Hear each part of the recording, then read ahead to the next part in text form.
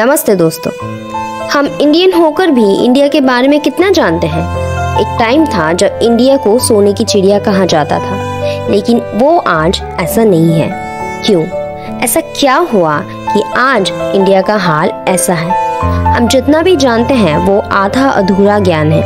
पूरी बात जानने के लिए वीडियो को पूरा देखिए और जो अपने देश से प्यार करते हैं वो जरूर देखिए कि हमारे देश के ऊपर कितना ज्यादा जुल्म किया गया था। 1700 में इंडिया दुनिया में 27% इकोनॉमी शेयर करता था, पूरे यूरोप के इकोनॉमी से भी ज्यादा। लेकिन 250 साल बाद इंडिया का शेयर वर्ल्ड इकोनॉमी में 3% से भी कम हो गया था और उसने अपने लोगों को भी गरीब बनाकर छोड़ा था। तो ऐसा क्या हुआ इंडिया की हिस्ट्री में, ये जानने के लिए मेरे साथ जुड़े रहें।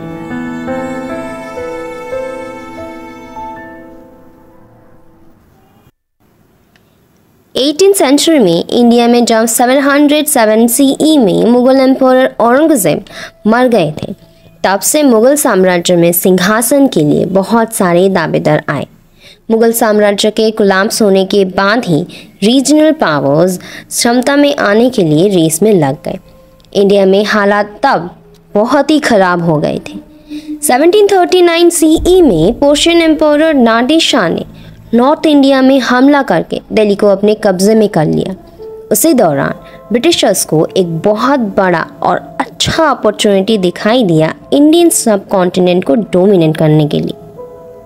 इंडिया के साथ पहले भी फॉरेनर्स बिजनेस कर चुके थे, लेकिन ब्रिटिशर्स ना ही दूसरे फॉरेनर्स की तरह थे और ना ही नादिर शाह की तरह, जिन्होंने सिर्फ और सिर्फ रूल किया और फिर चले गए। या फिर वो दूसरे रूलर्स की तरह भी नहीं थे, जिन्होंने गुप्ता रूलर की जगह ले ली। हाँ, ब्रिटिशर्स इन सब से अलग थे, जिन्होंने इंडिया को एक सोने की खदान की तरह देखा जो कभी भी ख़त्म नहीं होगा। 1947 में जब इंडिया को इंडिपेंडेंस मिला तो इंडिया के ऐतिहासिक प्रतिष्ठान खत्म हो चुके थे, इकोनॉमी खत्म हो चुका था, ट्रेड बंद हो चुका था, यहाँ तक कि इंडिया जाति और धर्म में बढ़ चुका था। सिर्फ 200 साल के कॉलोनियल रूल में इंडिया जहाँ दूसरों को इंस्पायर करता था, वहाँ वो आज पूरी तरह से ख़त्म हो चुका था। ब्रिटिशर्स ने जिस तरह से इंडिया को हर तरह से बर्बाद किया था, उसे अमेरिका के एक स्कॉलर ने the greatest crime in the history ऐसा कहा था। चलिए देखते हैं इंडिया कॉलोनियल रूल के पहले कैसा था। 19th सेंचुरी में J.T. संडरलैंड अपने एक बुक में बताए कि कैसे ब्रिटिशर्स इंडिया में आए। इंडस्ट्रियल एंड मैन्युफैक्चर इंडस्ट्री पूरे यूरोप में और एशिया में सबसे आगे था। इंडिया का टेक्सटाइल दुनिया में बहुत ही ज़्यादा फेमस था। सिर्फ यही नहीं, इंडिया के jewellery, precious stones, earthen pots, metal, iron और गोल्ड और सिल्वर वर्क्स भी बहुत ही फेमस थे। इंडिया का आर्किटेक्चर पूरे दुनिया में अनकम्पेरेबल था। इंडिया में बहुत बड़े बड़े बैंकर्स, फाइनेंसर्स, मर्चेंट्स ये सब भी थे। इंडिया सिर्फ एक शिप बिल्डिंग नेशन ही नहीं था, उसका ट्रेड एंड कॉमर्स भी पूरी दुनिया में फैला हुआ था।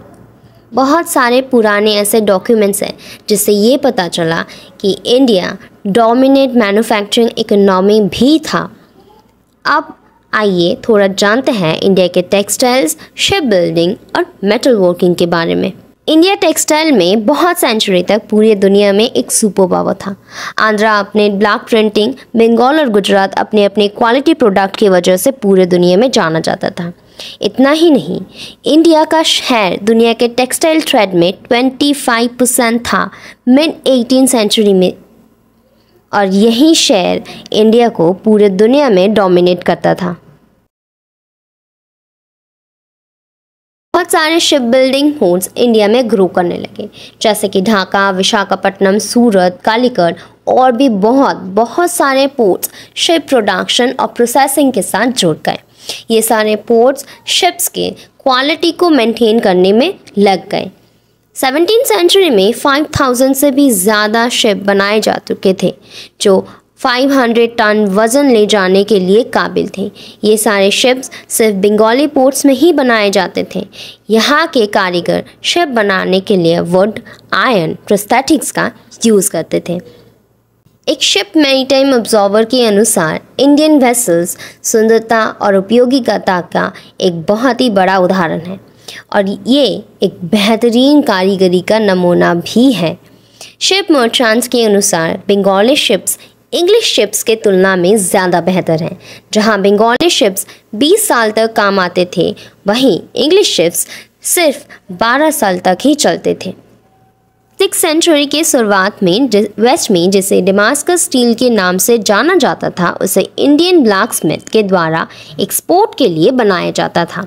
ज़्यादातर मलाबार कोस्ट और डेकान में ही उसे बनाया जाता था। अरेबियन और यूरोपियन ऑफिसर्स अपना ब्लेड इंडियन से ही मंगाते थे।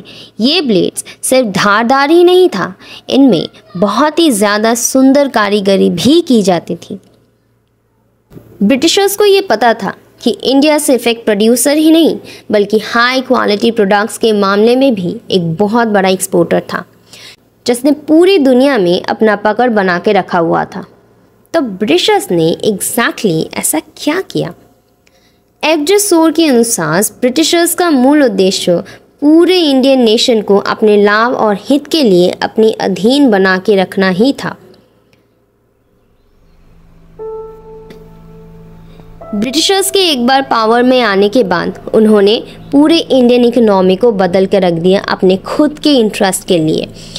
इसके लिए उन्होंने पहले इंडियन इंडस्ट्री को ख़त्म किया और फिर ट्रेड को इस तरह से बंद किया कि इंडियन ट्रेडर्स उनके ऊपर पूरी तरीके से डिपेंड होकर रह जाएं। इंडियन ट्रेडर्स को अपने ऊपर पूरी तरीके से डिपेंड करने के बाद ब्रिटिशर्स ने पेमेंट करने के तरीके को ही बदल दिया। फॉरेन करेंसी पे करने के बदले में ब्रिटिशर्स ने टैक्स रेवेन्यू को ही यूज़ करना स्टार्ट कर दिया। इंडियन इकोनॉमी के साथ इंडियन करेंसी भी धीरे धीरे नीचे गिरने लगा। कुशल कारीगर जो इंडियन इकोनॉमी के पिलर थे, वो भी धीरे धीरे गरीब होने लगे और बहुत ज़्यादा रेस्ट्रिक्ट भी हो गए। सिर्फ यही नहीं रुके, जल्द ही ब्रिटिश मैन्युफैक्चरर ब्रिटिश गवर्नमेंट को फोर्स करने लगे कि इंडियन टेक्सटाइल से आने वाले कंपटीशन को वो पूरी तरीके से एलिमिनेट करें। पर इतने सारे रेस्ट्रिक्शन होने के बाद भी इंडियन मैन्युफैक्चरर के साथ compete करना ब्रिटिश मैन्युफैक्चरर के लिए आसान नहीं था। कंपटीशन को ख़त्म करने के लिए कंपनी ने अपने सोल्जर भेजे इंडियन लूम्स को ख़त्म करने के लिए।